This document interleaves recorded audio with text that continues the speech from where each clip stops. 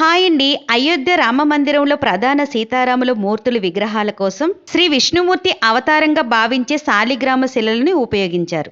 ఇక ఈ శాలిగ్రామ శిలలు ఎలా తయారవుతాయంటే, హిమాలయాల నుంచి ఉద్భవ ప్రవాహంలా సాగుతూ భారీ శిలలను చీల్చుకుంటూ సాగే గండకి నదీ ద్వారా 33 రకాల శిలాజాలాలతో నేపాల్ పరిసర ప్రాంతాల్లో ఈ శాలిగ్రామ శిలలు తయారవుతాయి. ఇలా తయారైన శాలిగ్రామ శిలల్లో కోట్ల ఏలనాటివని నమ్ముతున్న భారీ శాలిగ్రామ శిలలని నేపాల్ నుంచి తెప్పించారు. వీటి బరువు వచ్చేసి ఒకటి 18 టన్నులు, ఇంకొకటి 16 టన్నులు ఉంటుంది. ఇక నేపాల్ నుంచి అయోధ్యకి చేరుకున్న ఈ శాలిగ్రామ శిలలకి స్థానికులు, పూజారులు పూలతో అలంకరించి పూజలు చేశారు.